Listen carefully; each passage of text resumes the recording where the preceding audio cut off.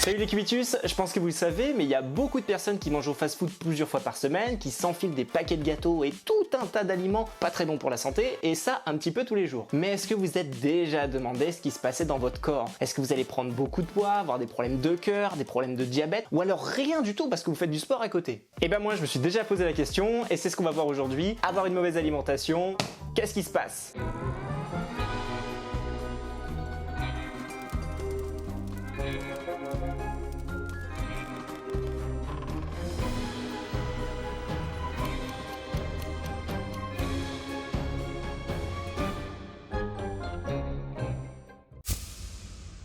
Aujourd'hui, je vais vous raconter l'histoire de Velma Carabine.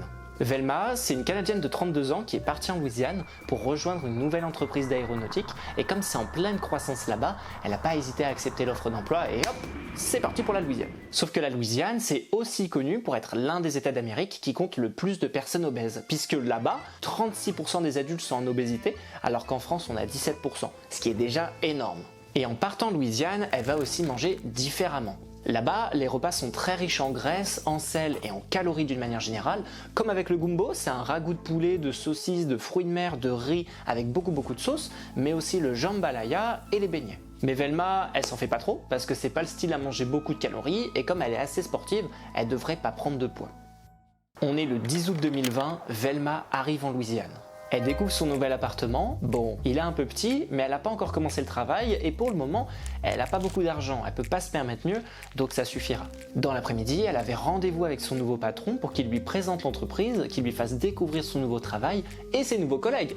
Important les collègues. Velma fait la connaissance de ses nouveaux collègues et elle voit qu'ils sont pour la grande majorité en surpoids, mais elle est ravie, toute l'équipe a l'air soudée, et dans le travail, c'est le plus important. Elle commence son nouveau boulot 2 jours après, puisque l'entreprise lui laisse le temps de s'installer, et elle va en profiter pour faire quelques courses au supermarché qui est à 2 pas de chez elle. Elle tourne dans les rayons, elle découvre de nouveaux produits, de nouveaux aliments, mais il y a un truc qu'elle remarque: tous les légumes, les fruits, les produits frais coûtent assez cher, beaucoup plus que ce qu'elle avait imaginé, et étonnamment, ce qui coûte le moins cher, c'est les gâteaux, les pâtes, les saucisses, et elle voit plein de sauces différentes qu'elle ne connaissait pas du tout, comme la Louisiana Hot Sauce. Et comme elle coûte pas très cher, elle va prendre ça aussi.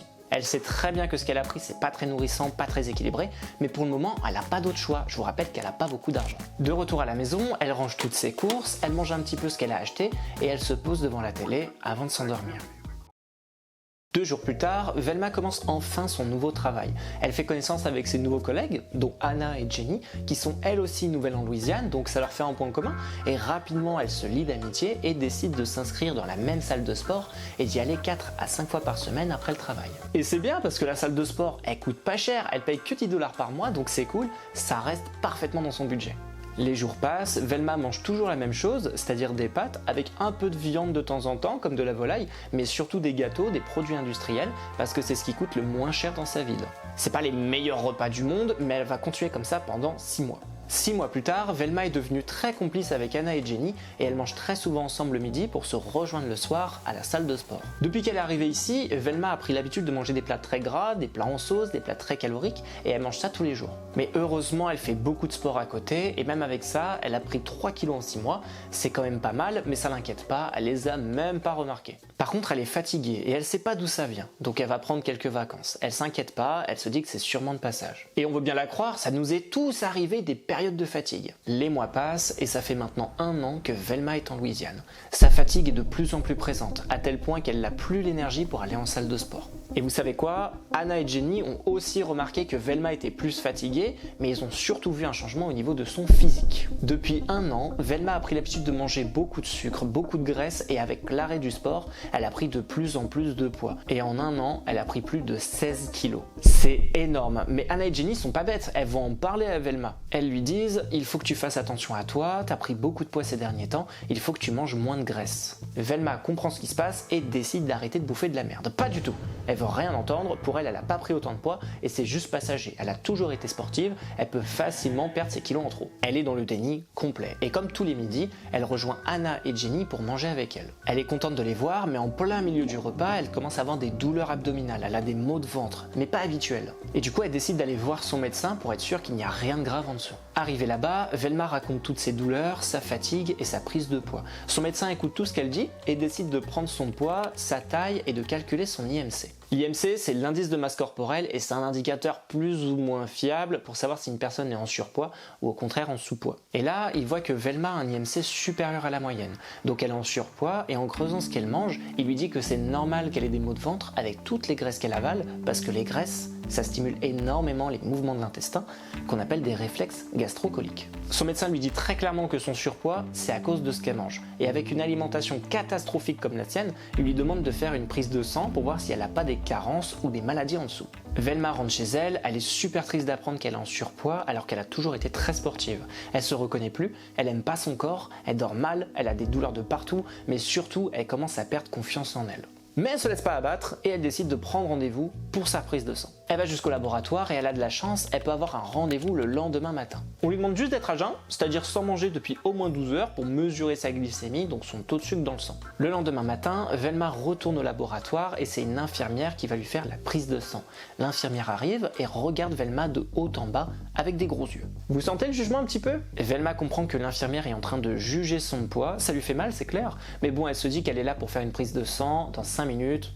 Elle reverra plus jamais cette personne. Après ça, l'infirmière prépare son matériel et regarde Velma en lui disant « Avec votre poids, j'espère que la table va tenir ». Là, Velma, elle s'énerve contre l'infirmière, elle lui hurle dessus, d'autres personnes du laboratoire arrivent dans la salle d'examen pour calmer les deux femmes. Et coup de chance pour Velma, le responsable demande à l'infirmière de partir, elle sera convoquée plus tard et c'est lui-même qui va faire la prise de sang pour être sûr que tout soit bien fait. Donc il lui fait la prise de sang et suite à ça, le responsable s'excuse pour le comportement de son infirmière et il lui dit que ses résultats seront disponibles dans la semaine et qu'elle pourra venir les chercher. Velma rentre chez elle, déjà qu'elle se sentait pas bien à cause de son poids, là elle repense sans arrêt à la réaction de l'infirmière et elle se met à pleurer, elle a pas le moral, elle vient de subir de la grossophobie, très clairement. Une semaine plus tard, le laboratoire l'appelle, ça y est, elle a enfin les résultats de sa prise de sang, elle peut venir les chercher dans la journée. Vous vous en doutez, Velma est contente d'avoir ses résultats, mais en même temps elle angoisse, elle a peur d'avoir une maladie, d'avoir un problème.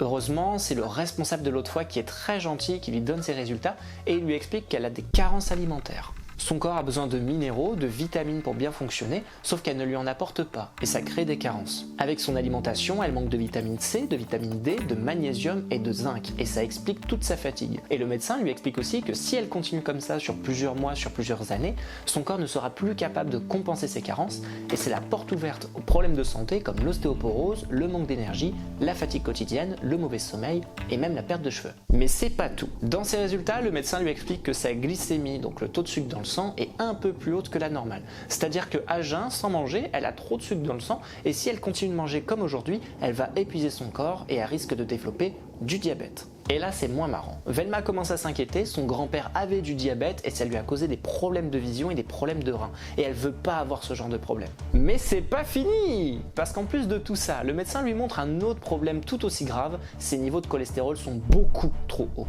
Elle mange trop de graisse, trop de friture et ça crée des dépôts de cholestérol, donc des dépôts de graisse dans ses artères et on appelle ça de l'athérosclérose. Chez les hommes, ça peut même créer des problèmes d'érection puisque les dépôts de cholestérol touchent toutes les artères, y compris l'artère du pénis qui va faire l'érection.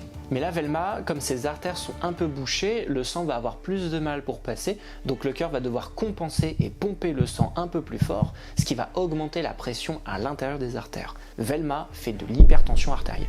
Vous croyez que c'est fini? Non! L'hypertension artérielle, c'est le début des problèmes. À cause de la pression, ses artères sont plus fragiles et elle aura de plus en plus de risques d'avoir une maladie cardiaque comme un infarctus ou un AVC qui pourrait lui être fatal. Après ça, Velma, elle se prend un gros coup de massue et elle vient juste de comprendre que ce qu'elle mange, ça peut la tuer dans les prochaines années. Il lui explique bien que le sport, ce sera pas suffisant pour faire disparaître ses problèmes de santé et soit elle change d'alimentation maintenant, soit elle aura de sérieux problèmes de santé qui pourront lui coûter la vie. On peut pas faire un meilleur avertissement que ça, c'est le pire ultimatum de sa vie. Velma est en panique, elle commence à avoir le cœur qui palpite, le pouls qui s'accélère, elle décide d'appeler Anna en urgence pour lui expliquer la situation. Anna essaye de la calmer au téléphone, elle va pas mourir du jour au lendemain, mais il faut vraiment qu'elle fasse confiance à un nutritionniste. Et heureusement, Anna a le numéro de Monsieur Lafleur, un nutritionniste extrêmement réputé en Louisiane. Elle a déjà été le voir, donc elle sait que ce mec, c'est une pépite dans son domaine. Velma décide de prendre rendez-vous avec lui et 6 mois plus tard, après plusieurs échecs, elle a réussi à perdre 6 kilos et ses analyses de sang sont redevenues normales. Donc, tout est bien qui finit bien, mais ça s'est terminé comme ça juste parce qu'elle a eu des maux de ventre et qu'elle a eu la décence d'aller voir un médecin qui lui a fait une prise de sang. Si elle avait continué à manger n'importe quoi, on l'aurait retrouvée quelques années plus tard avec de très sérieux problèmes de santé qu'on n'aurait pas pu résoudre facilement, voire pas du tout. Bon les amis, j'espère que vous avez aimé cette petite histoire. Perso, je trouve ça génial ce genre d'histoire. Et si ça vous a plu, on en fera d'autres dans la semaine. Pensez à laisser un gros pouce bleu, à vous abonner, on va faire une armée de cubitus. En attendant, portez-vous bien et moi je vous dis à bientôt dans la prochaine vidéo. Salut!